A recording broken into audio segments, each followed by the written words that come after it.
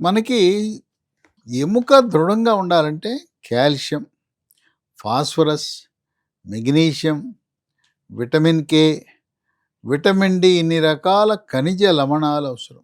Okay. వీటి లోపం వల్ల కూడా వస్తుంటుంది. హుహుహు.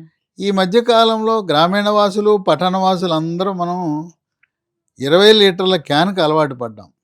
లేదా కిచెన్‌లో ఆర్ఓ ప్లాంట్ పెట్టుకుంటున్నాం. ఆహా! ఓహో! బ్రహ్మాండం అనుకుంటున్నాం.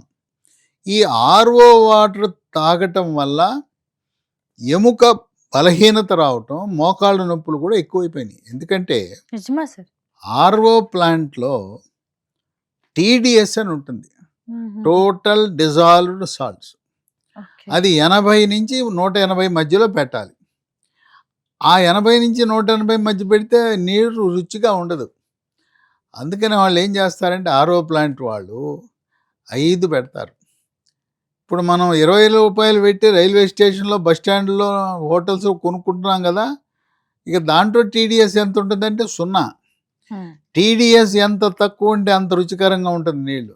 హ్మ్. ఆహా! బ్రహ్మాండంగా ఉంటుంది. హ్మ్. కానీ ఆ టీడీఎస్ తగ్గినప్పుడు దాంట్లో ఉండే లవణాలు, ఖనిజ హ్మ్. లవణాలు, కాల్షియం, ఫాస్ఫరస్, మెగ్నీషియం ఇవన్నీ కూడా కోల్పోవటం వల్ల మోకాళ్ళ నొప్పులు లాంటివి వస్తుంటాయి. ఓకే.